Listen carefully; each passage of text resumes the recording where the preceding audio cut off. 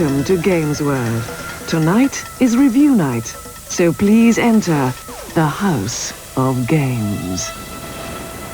Good evening, and welcome to the House of Games. Tonight we'll be looking at the cream of the new releases, including Space Quest 5 for the PC and Putty for the Super Nintendo. And I'll be revealing some inside information on power-up codes for what's tipped to be this year's biggest game, Barcode Battler, as well as talking to Adrian and Alex Lyle, precocious young editors of the best-selling Game Mania magazine. So, let's get straight on with the first game. Wings, what is it, please? And it's Mega Drive action with turtles from Konami. Each turtle has his own bodacious moves, like Donatello's Hurricane Attack and Raphael's Vacuum Slice. So pick the one you want and shake down those evil shredheads. Go alone or take a friend and take on some of the fiercest ninja action in town. 5 levels in all, with plenty of sub-games in the sewers and out on the surf. Watch out for the reptilian Bebop and Rocksteady at the end of each level. Well, I think this game's okay, and if anyone out there is really still into turtles, then this could be just the game you've waited for. But let's see what our reviewers have to say. Turtles is basically a well-executed sideways scrolling beat-em-up with a film license tacked onto the front. Gameplay-wise, it's nothing original. It's a basic beat-em-up. You play one of the turtles, you've got a dispatch of the local ninja types. Graphically, it's superb. The graphics of the actual turtles themselves are really big. The sprites move well. But as you play through the game, you realise the basic plot, the basic gameplay, is that once you've beaten up a screen of ninjas, you move on to the next and do the same there. I'd give Turtles 7 out of 10. At the end of the day, it's for beat-em-up fans only. There's nothing new there. I was pleasantly surprised by Turtles. There's a 2-player game which adds extra interest, and although most of the games have just been straightforward beat-em-ups, there does seem to be a little bit more here to keep you going. Expert players will find it very easy, and especially in 2-player mode, there doesn't seem to be much that'll slow your progress through the game. However, the graphics are nice and polished, and the sound's pretty good as well. There's certainly nothing new here, so don't expect any big surprises, but it's a competent game. I'll give Turtles 8 out of 10, just for the style and fun factor. Personally, I like fast beat-em-up games, and I really did enjoy this one. The graphics were okay on it. It was colourful. The characters are quite popular. But I found that it was much easier, much more fun with 2 players, as you could help each other as you were going along. I think if you're not very good at this particular sort of game, I think you'd find it quite dull and boring after a while. I'll give this game 5 out of 10. An 8, a 7, and a 5. It's all right. But there's plenty more games to come. Now, it's time to meet a couple of young news moguls in Jane's boudoir. Next time you're perusing the shelves of your local newsagent for your favourite games magazines, keep an eye out for Game Mania. The first issue came out in October last year as a broadsheet with a print run of 50,000 copies, and the new glossy version should be on the shelves now. It's edited and written by Adrian and Alex Lyle, who we'll be talking to in a moment. But first, let's take a look at how they put it together. Alex, what the hell's Hardball 3? Always pains, aren't they? Game Mania started through an idea of mine. I was looking through the other magazines, and I thought to myself, why can't I do this? Game Gear. No, forget that. And so I approached my dad with the idea, and he said no. Hey, Lee wants a word with you.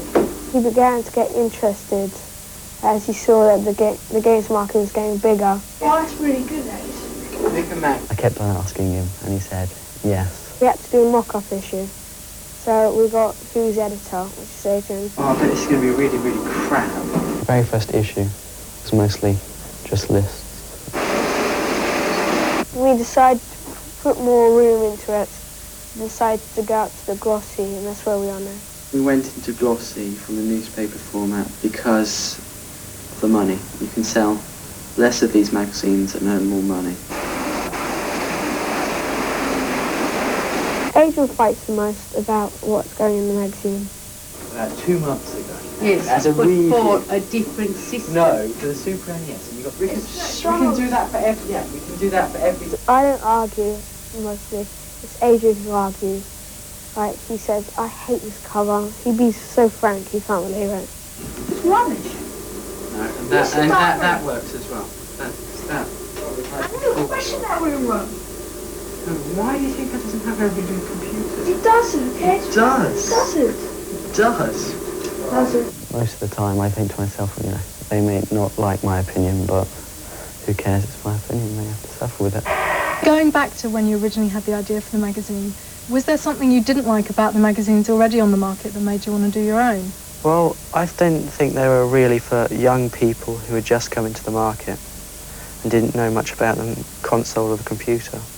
They used to be for people who had had their console and know everything about it for ages. And so we decided to make one that was for people who just started. So initially, did you have trouble getting distributors to take you seriously? In the beginning, they just tried to belittle you, a few people who believe in the traditional magazine. Sure. Well, obviously didn't put you off, and that's a very good thing. So why did you decide to go for the glossy format? Well, we'll get advertising in the glossy format, which brings in more money. We can also put more into it. So how big's the print run now? Well, at the moment we're going 70,000. What do you both want to do? Do you both want to end up in magazines once you've finished your education? No. How long do you think you'll keep it up for? I think we'll keep it up for a bit more. I don't think we've got bored with it yet. Well, keep up the good work. Looks like the computer games press will need to watch out. Okay, Wings, let's have the next game. It's Civalian, maze action for the Super Nintendo from JVC. Looking down on the world, you take the role of Civalian the Battle Snake. Your mission is to take your battleship into the Great Maze and take on the foes that threaten your progress. Start off on the 2-screen practice maze to get the hang of the fiery breath and how to maneuver yourself through the twisting corridors, then move on to the main event. At the end of your struggles, you come face to face with the ultimate adversary. But keep your wits about you. It's tough getting past the obstacles to that final confrontation. Burn the enemy to reach your goal on this multi-level maze of destruction. Dragons in space, it's all really a bit of pup. Civalian's absolutely terrible. I really don't know where to begin. For a start, controlling the dragon seems to be a complete waste of time since it just gets you shot more often and it doesn't give you any extra abilities. Also, the maze aspect of the game is completely ridiculous since a little arrow appears to point which way you're supposed to head next. The graphics are pretty poor, the sound's terrible, and there's really nothing to recommend the game at all. I'll give it 3 out of 10 because at least there's some sort of novelty value there, but really very little else. No, I'm afraid this game didn't excite me very much at all. Visually it looked very good. I think the use of the well-animated fire-breathing dragon was a wonderful concept, but I don't think the continued use of the maze gameplay complemented the game at all. I think if the same sort of effort had been put into the overall gameplay, I think it would have been very good, but I got quite bored of it in the end, got quite tired of it. I'll give it 3 out of 10 because I like the graphics.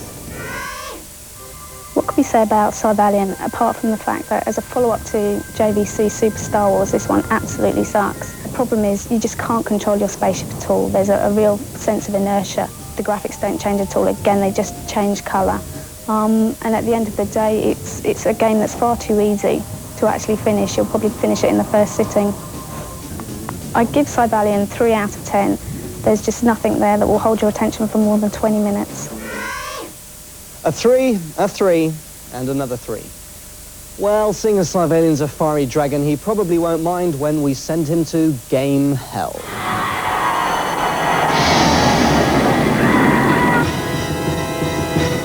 As you probably know by now, and I hope you do, each week we take a game and expose it to the harshest critics of all, the public. So, what was this week's verdict?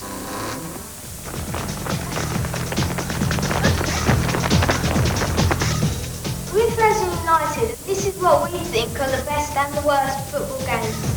Yeah! What do you think they are, then? Sensible soccer, because they've got good options in the pitch regulation. Yeah, I like sensible soccer. I think that's good, yeah. Sensible soccer as well, because it's got good graphics. What about Italian 99 on the Mega Drive? Anybody think that's rubbish? It's too easy. European soccer is club soccer is quite good. Because you can choose what teams you want. Yeah. I like the movement of the men and I like the free kicks and the graphics. I like the option non-stiff soccer where you can like got the pitch view from goal to goal, which I think that's like different to all the others because like on most of the football games it's like a bird's eye view, isn't it? Yeah, the kick-off. Yeah. I think Emily Hughes is good.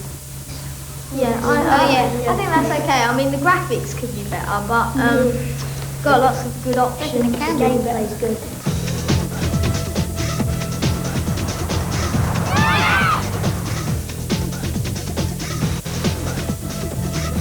I think the best game ever made in football is sensible soccer.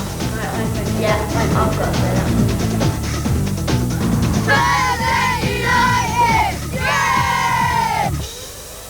If there's something you'd like to say about this programme or about video games in general, we'd love to have you send in home video footage of yourself expressing your views. Alternatively, if you've achieved an exceptionally high score or any other game-playing feat, we'd also be very keen to hear about it. If you're interested, we'll give you the address where to send your tapes at the end of the programme, and of course all tapes will be returned. Wings, the next game, please. Roger Wilco's been around for 4 missions already, and now returns in Space Quest 5 from Sierra for the PC. Take control of Roger's latest antics in the realms of future space. This time, Roger enrolls at Space Academy, but cheats to become a starship captain. The hologram woman from earlier adventures is out to get you, and the Academy are also after your hide. Meanwhile, somebody's dumping radioactive waste around the universe. Who is it? And can you stop them before an ecological nightmare takes place? Solve the riddles and use the easily controlled menus to find the solution to the sinister radiation puzzle. I like space games, and I like this game too. But what do the guests think? Space Quest fans will love it, but I personally didn't like it at all. Just a bit too complicated, especially for beginners, and I wouldn't recommend it to beat-em-up fans either. I'll give this game 5 out of 10 for graphics alone, but to tell you the truth, I'd just rather face Shadow on the Duel. I was very keen on the previous 4 games in the series, and I quite like Roger Wilco's pratfalling antics. Especially friendly is the way that you can control Roger and move him through the adventure. It features the standard Sierra point-and-click icon, which will allow anybody to get straight into the game without having to worry about tricky text parsers. The game looks great, and there's plenty of it. It comes on a huge number of discs. But the sense of humour in the Sierra games tends to wear a little thin quite quickly, and I'm really not too sure that there's anything in the game that we haven't seen before. I'll give the game 5 out of 10. It's nice, it's polished, it looks very good, but I'm not sure how long it'll keep you going. In the Space Quest 5 series, you can generally bet that the next Roger Wilco adventure will be as good as the one before.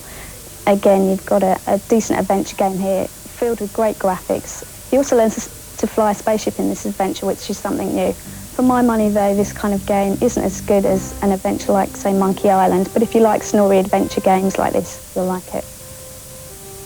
I give Space Quest 8 out of 10.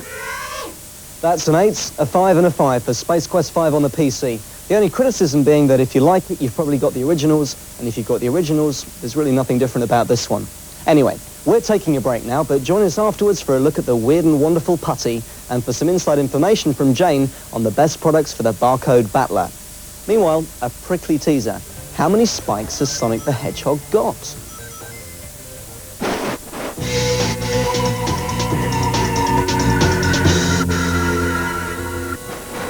Welcome back to the House of Games. We asked, how many spikes has Sonic the Hedgehog got? Well, according to the special stages on Sonic 2, there are 9, though you could be forgiven for thinking the bottom one in the middle was in fact his tail. Okay, Wings, the next game, please. One of the most popular Game Boy games is back. Dr. Franken 2 hits the shelves in June. This sequel boasts 7 completely new locations and an amazing 140 rooms to explore as you, Frankie, search Dr. von Frankenbone's chateau and beyond for the late Doctor's lost treasure. From the depths of the oceans to the pyramids in Egypt, is this cryptic platform puzzler destined to become a classic? I think so. I love it. I think it's fab. But what do the guests think? Dr. Franken is everything you'd expect from a Franken game. Graphically, for the Game Boy, it's absolutely superb. The graphics are really intricately drawn. The sprites themselves are all animated very, very well. Dr. Franken himself leaps and bounds all over the place very, very smoothly. Franken 2 is a game that will appeal to both arcaders and adventurers alike. A brilliant Game Boy game, much better than the first. I'll give Dr. Franken 2 8 out of 10. It's altogether bigger, faster and better than the first one. Dr. Franken 2 is an excellent game. It looks brilliant for a Game Boy title. I was a bit concerned that it was going to be lots of collecting objects from one place and taking them to another and not really very much else, but that isn't the case at all. There's lots of bad guys to keep you on your toes and lots of puzzles to try and work out. It's a brilliant game and will keep you playing for quite some time. I'll give Dr. Franken 2 9 out of 10 for being such a big improvement over the first game. I found this game quite addictive. A lot of attention being paid to the very clear graphics. The gameplay was very interesting as you found yourself in different rooms as you go along. But I found it very frustrating after a while when you'd come to a door and the screen would flash locked. But overall, it was a pretty good game. I did enjoy it. For a Nintendo Game Boy, it was really good. Quite a good game. I'll give it 9 out of 10. That's a 9, a 9 and an 8 for Dr. Franken 2 on the Game Boy. Superb marks, not quite enough to take it to game heaven, but a great game nonetheless. Now it's back to Jane, who is barcode battling in the boudoir. The handheld console market may be turned upside down when something called the Barcode Battler hits the market in June. And this is it. It's already taken Japan by storm with its original idea of building up PowerPoints by scanning the barcodes of anything from cornflakes to noodles. And this is how it works. You choose to be either a wizard or a warrior from these cards and enter your character into the machine by swiping the card through the slot. This also gives you your first store of attack and defense points, but to create better characters, you grab the barcode from anything you can find and swipe it through the slot. And of course, all barcodes give out different readings, so it's impossible to tell which products are going to yield the greatest dividends. You must simply explore. So we sent out a couple of barcode battlers on a mission of discovery. Meet Stephen and James, two shy, reserved young men on a fact-finding trip to the shops. No purveyor of quality goods was left unbothered as they blew half our series budget and Stephen's mum's back muscles on anything that had a barcode. From breakfast cereal and tea to Michael Jackson's latest tape and the Mega Drive classic Sonic the Hedgehog.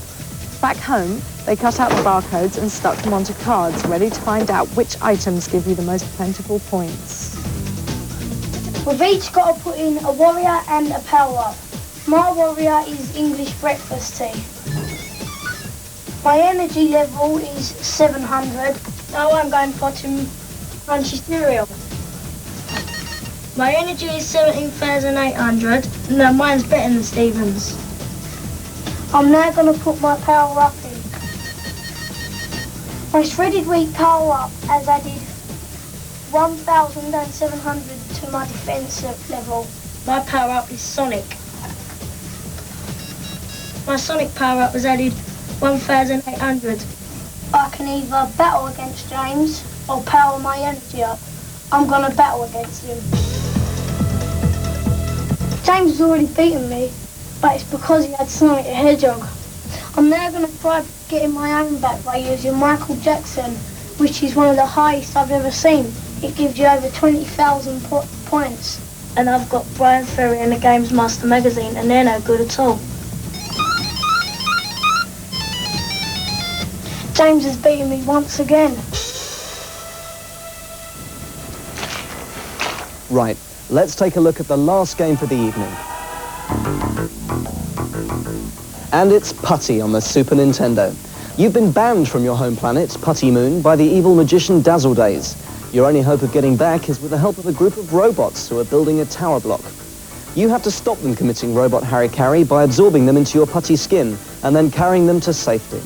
You need them to build that skyscraper high enough to reach Putty Moon, but Dazzledays will do anything to stop you by sending down his cronies like scouse sausages and nose-picking trolls. With 3 to 4 stages at each level, there's plenty of putty action to keep you busy.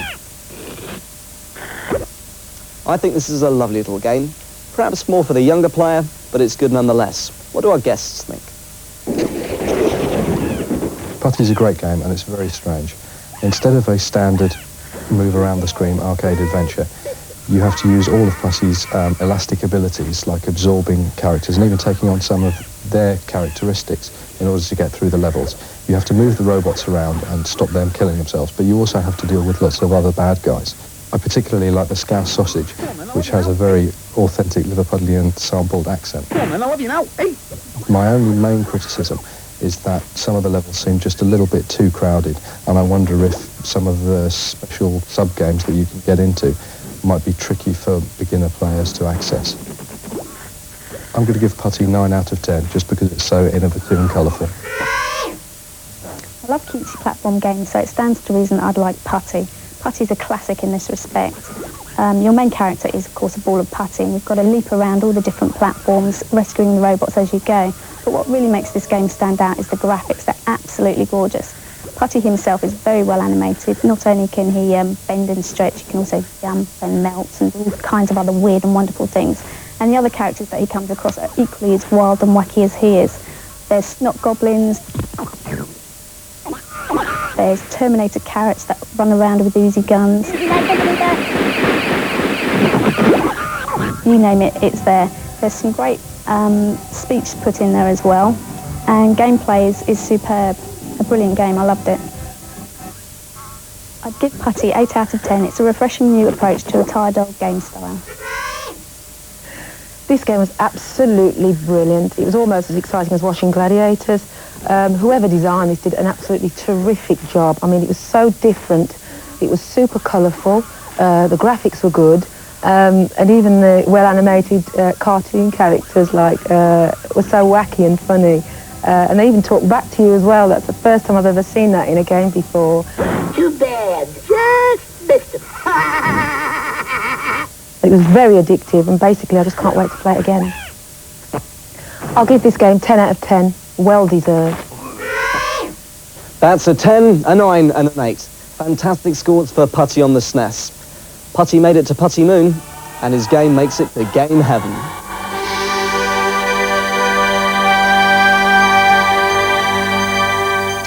Well, that's it for tonight, but rest assured there'll be plenty more from the House of Games next week. Good night. Good night.